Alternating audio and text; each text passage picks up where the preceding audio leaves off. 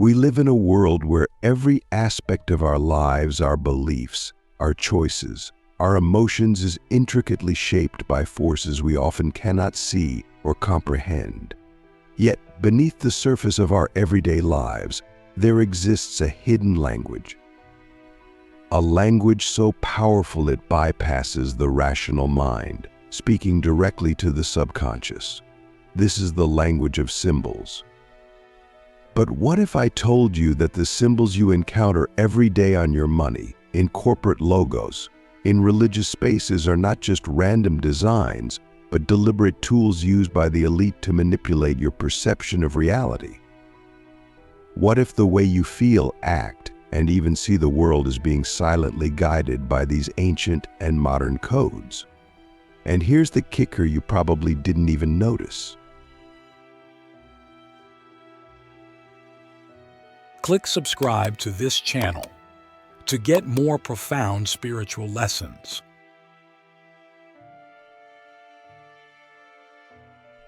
Let me ask you something. Have you ever stopped to wonder why certain symbols resonate with you so deeply? Why a simple shape like a triangle or a circle can evoke feelings that words never could? Why certain logos or emblems seem to exert almost magnetic control over your attention? This is not coincidence. This is by design. And the deeper we dive into this knowledge, the more you'll begin to see how the top 1%, those who understand these truths, use them to shape not just society, but your very mind. The elite aren't just wealthy. They're masters of symbolism. They've inherited knowledge passed down through secret societies and ancient traditions, and they use it to craft the reality we live in. Symbols, you see, are more than images. They are doorways. They exist on a level that transcends logic, connecting directly to the subconscious, the part of you that governs your emotions, instincts, and beliefs. This is where power lies, because when you control someone's subconscious, you control their reality. Think about it. Before you even rationally process a symbol, it's already triggered an emotional response. A flag makes you feel pride. A religious symbol makes you feel reverence. A corporate logo makes you feel trust or desire. But here's the question no one wants to ask: who decides what these symbols mean? And why do they have this effect on us? To answer that, we need to go way back to the origins of human civilization. Since the dawn of time, humanity has used symbols to connect with the divine, to understand the cosmos, and to communicate truths that words could not capture. The circle, for example, represented infinity and wholeness. The triangle symbolized the connection between the material and the spiritual. And these were not just abstract ideas. Ancient civilizations believed symbols had intrinsic power. The Egyptians, for instance, saw the Eye of Horus as more than a protective emblem. It was a tool, a way to align one's consciousness with divine order. But over time, this sacred knowledge was appropriated. It didn't disappear. It was hidden, reserved for those who sought to wield it as a means of control. Now let's fast forward to the present. The symbols we see today on dollar bills, in corporate branding, even in the architecture of our cities are not random. They are the modern descendants of these ancient emblems, repurposed to influence how we think and feel. Take the pyramid, for example. It's not just a shape. It's a hierarchy. At the top, the all-seeing eye watches over the base, which represents the masses. This isn't just art. It's a message. A reminder that power is concentrated at the top, while the rest of us remain unaware, toiling at the base. The elite understand that symbols operate on a subconscious level, and they use this knowledge to subtly manipulate our emotions, our actions, and ultimately, our perception of reality. Pause for a moment and reflect on this. How many of your beliefs, your deepest convictions, are truly your own? How often are they shaped by the symbols and imagery you've been exposed to, often without even realizing it? What does freedom of thought mean in a world where your subconscious is constantly being influenced by symbols you don't even know you're seeing? The power of symbols lies in their ability to bypass the conscious mind. You see, the conscious mind is great at analyzing and rationalizing, but the subconscious? That's the realm of emotions, instincts, and archetypes, the universal symbols that are embedded in our collective unconscious. Carl Jung called this the collective unconscious, a reservoir of images and ideas that transcend culture and time. And this is where the elite operate.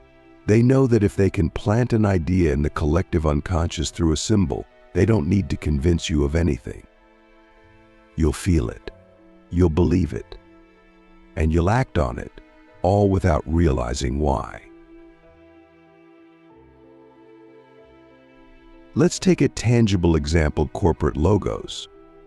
At first glance, they seem harmless, just clever designs meant to represent a brand.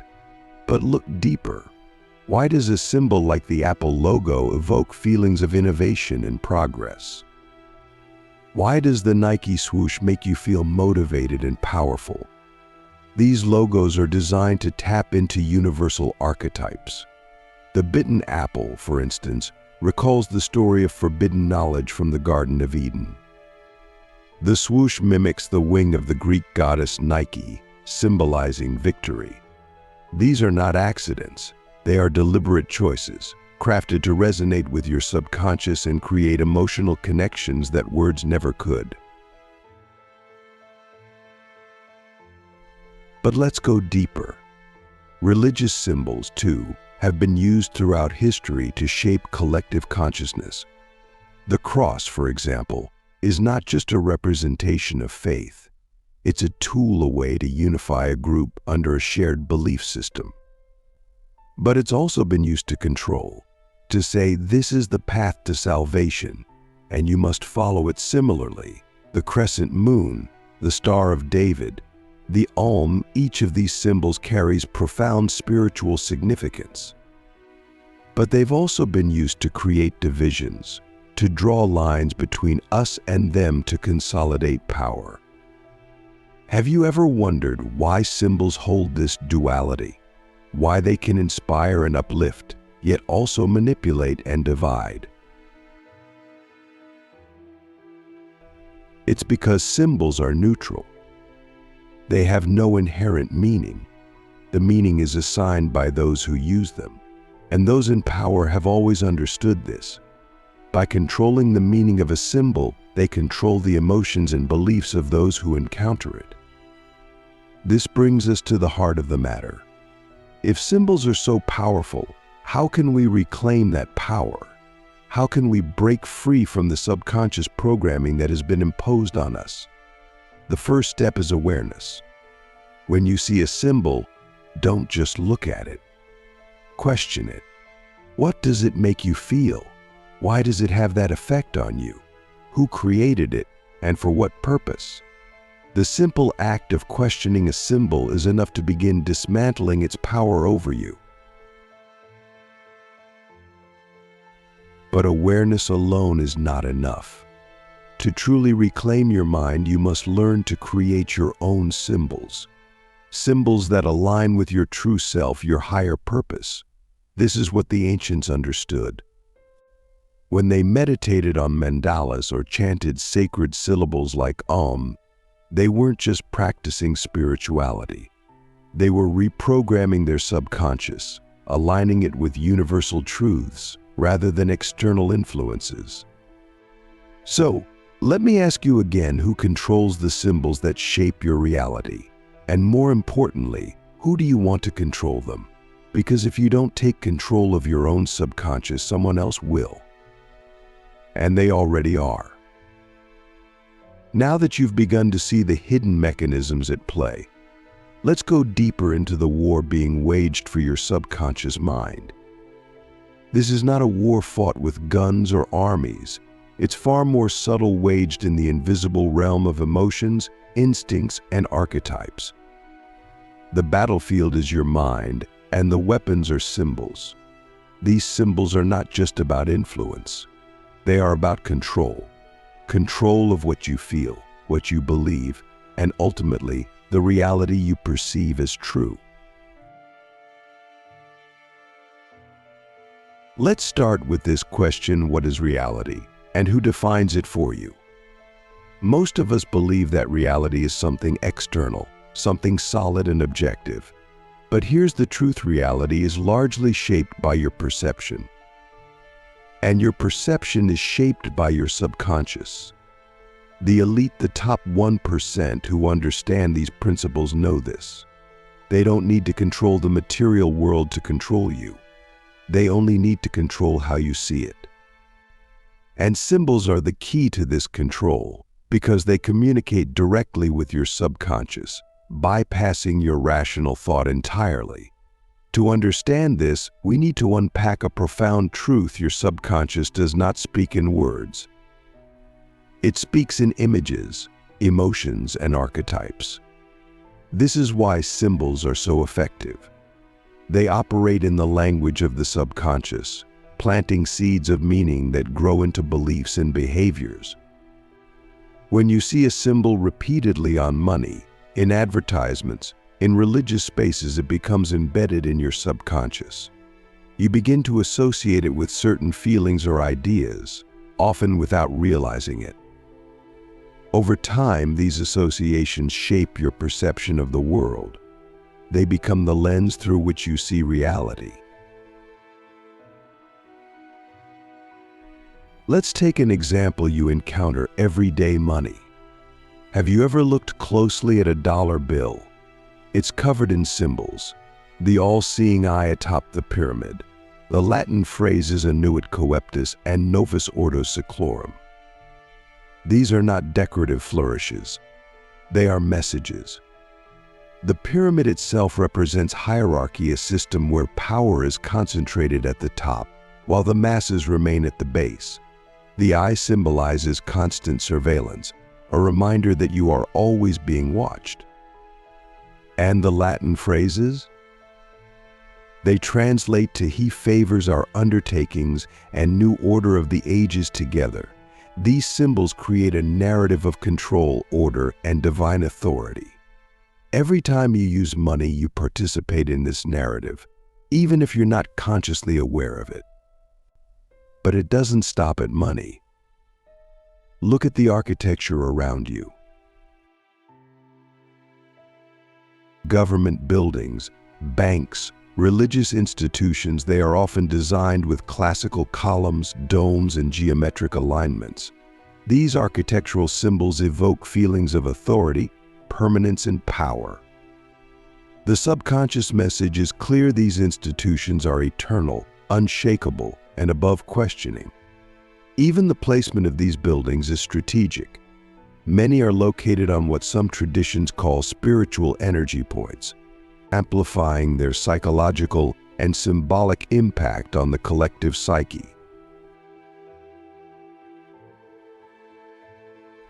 Now think about corporate logos. They're everywhere: on your phone, your clothes, the products you use every day. At first glance, they seem harmless, even mundane. But these logos are carefully designed to evoke specific emotions and associations. The golden arches of McDonald's, for example, are not just a design choice. The curve of the arches subconsciously resembles a mother's nurturing embrace, triggering feelings of comfort and familiarity. The Apple logo, with its bite taken out, subtly references the biblical story of Adam and Eve, suggesting forbidden knowledge, curiosity, and innovation. These symbols are not just selling products. They're selling ideas, emotions, and identities. And when you buy into them, you're not just buying a product, you're buying into the reality they represent. But here's where it gets deeper. Symbols are not just tools of influence, they are tools of belief. And belief is the foundation of reality. What you believe shapes how you experience the world. If you believe a symbol represents authority, you will feel compelled to obey it. If you believe it represents divinity, you will feel compelled to worship it. This is why symbols have been used throughout history to consolidate power. Kings wore crowns not just as adornments, but as symbols of divine right. Religious leaders used sacred symbols to assert their spiritual authority. Even today, politicians use national flags and emblems to evoke feelings of patriotism and loyalty. But here's the question we rarely ask: who decides what these symbols mean? And why do we accept their meanings without question? The answer lies in the concept of collective programming.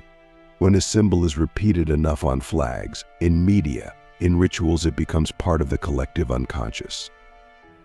It gains a kind of psychological momentum, shaping not just individual beliefs, but the beliefs of entire societies.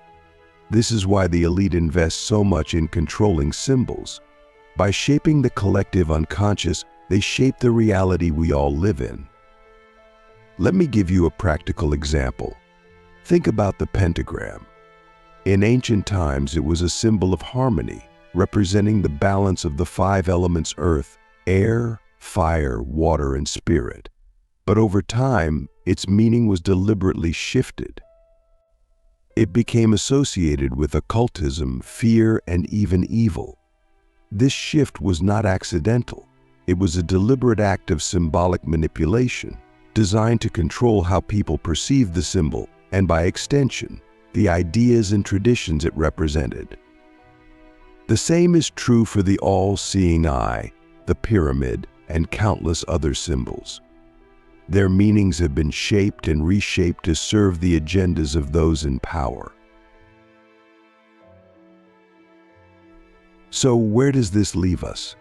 Are we doomed to be controlled by symbols, forever at the mercy of those who understand their power? Not necessarily. The first step to breaking free is awareness. When you see a symbol, question it. Ask yourself, what does this symbol mean to me? What emotions does it evoke? Who benefits from me feeling this way? The act of questioning disrupts the subconscious programming, bringing it into the light of conscious awareness. But awareness is only the beginning. To truly reclaim your power, you must learn to create your own symbols. Symbols that resonate with your true self, your higher purpose. This is what the ancients understood. When they meditated on mandalas or chanted sacred syllables, they weren't just practicing spirituality. They were reprogramming their subconscious, aligning it with universal truths rather than external influences. You can do the same. Create a symbol that represents your highest aspirations. Meditate on it. Visualize it. Use it as a tool to align your subconscious with your conscious intentions. Let me ask you this: what symbols are you unknowingly allowing to shape your beliefs? And what would happen if you replaced them with symbols of your own creation? The battle for your subconscious is real, but it's a battle you can win. The key is to reclaim the language of symbols, to see them not as tools of manipulation, but as tools of empowerment. Because when you control the symbols in your life, you control your beliefs. And when you control your beliefs, you control your beliefs, you control your reality. Now we've arrived at the most important part of this journey, the part where you reclaim your own reality. Everything we've talked about so far, the elite's mastery of symbols, the subconscious programming, and the manipulation of collective beliefs, has been leading up to this moment. Because while symbols have been used as tools of control, they are also the key to your liberation. The question is, are you ready to take back the power that has been hidden in plain sight all along? The first step is understanding a profound truth. Reality is not something you passively experience. It is something you actively co-create. Your beliefs, emotions, and subconscious programming all work together to shape the lens through which you perceive the world. And here's the kicker: when you change the symbols that influence your subconscious, you change that lens. You begin to see the world not as it has been imposed upon you, but as it truly is, or, even better, as you wish it to be. Let me ask you something. What symbols dominate your environment right now? Look around you. Are they symbols of empowerment, growth, and freedom? Or are they symbols of fear, control, and limitation? The logos on your devices, the designs on your money, the architecture of your city, what messages are they sending to your subconscious? Most of us never ask these questions, and because of that, we remain trapped in a reality designed by others. But the moment you start to see symbols for what they are, their power over you begins to dissolve. You see, symbols are like seeds.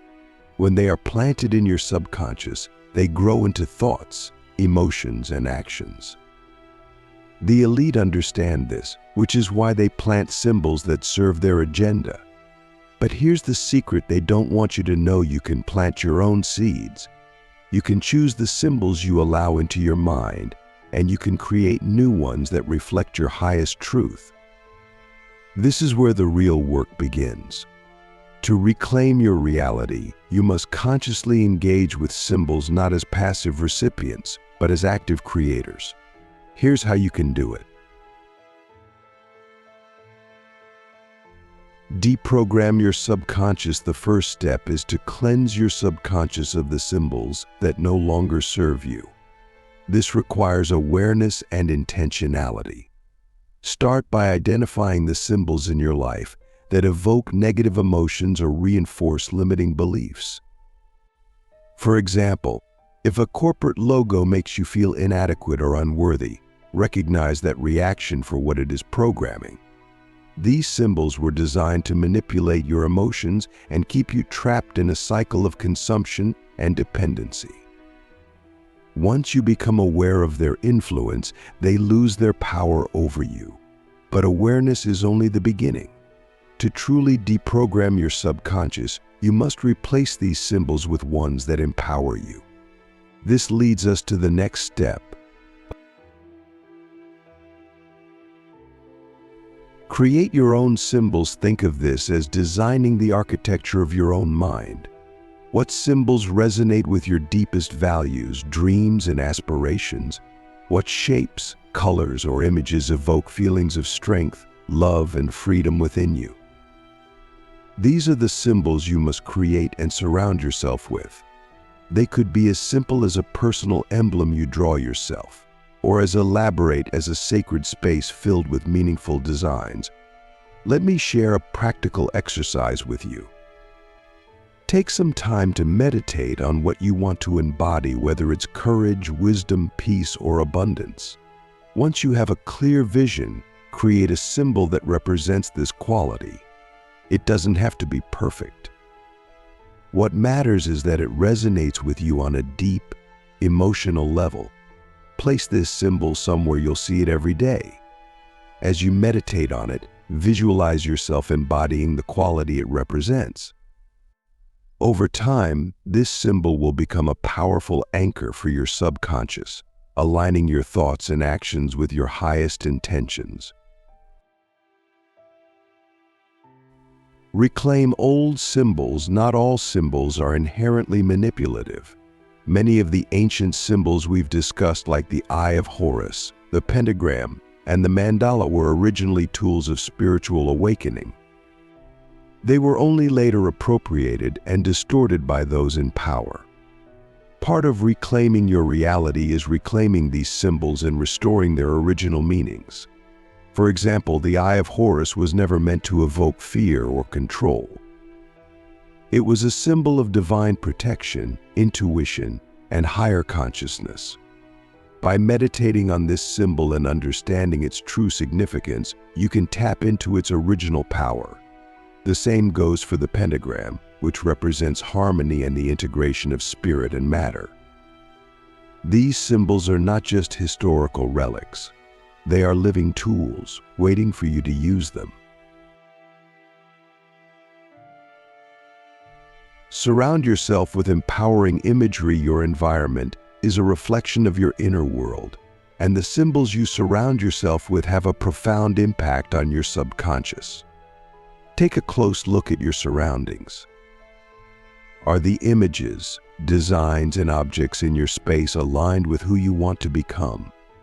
If not, it's time to make a change.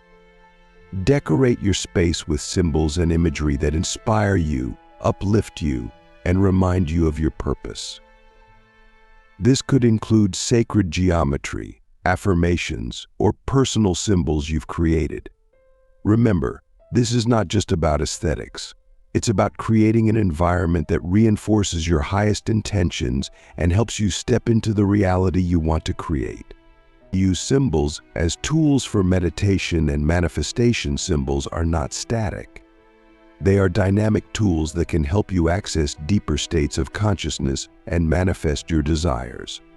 In meditation, focus on a symbol that resonates with your intention. For example, if you're seeking clarity, you might meditate on a mandala. If you're seeking protection, you might visualize the Eye of Horus. As you focus on the symbol, allow its energy to resonate with your subconscious, aligning your inner world with your intention. Symbols can also be used in manifestation practices. Write your goals or affirmations inside a sacred symbol, like a circle or triangle. This adds an energetic dimension to your intention, amplifying its power. The act of combining intention with symbolic imagery creates a bridge between your conscious desires and your subconscious mind, making it easier to bring your vision into reality. Question everything. Finally, the most important step is to cultivate a mindset of curiosity and discernment. Every time you encounter a symbol, ask yourself, what does this mean? How does it make me feel? Who created it? And why? By questioning the symbols in your environment, you disrupt their subconscious influence and reclaim your power to assign your own meaning. Remember, the ultimate goal is not to reject all symbols, but to become the master of your own symbolic language. When you take control of the symbols in your life, you take control of your beliefs. And when you take control of your beliefs, you take control of your beliefs, you take control of your reality. Let me leave you with one final question. What kind of reality do you want to create? And what symbols will you choose to guide you there? The power has always been within you. The symbols around you are keys, but you are the one who decides which doors to open. Reclaim your reality. Create your own symbols, and step into the life you were always meant to live. Thank you for walking this journey with me. If this message has resonated with you, share it with others who need to hear it. The more of us who awaken to the power of symbols, the more we can co-create a reality of freedom, harmony, and infinite possibility. Stay conscious, stay empowered, and remember, you are the creator of your own reality. Take care, and I'll see you next time.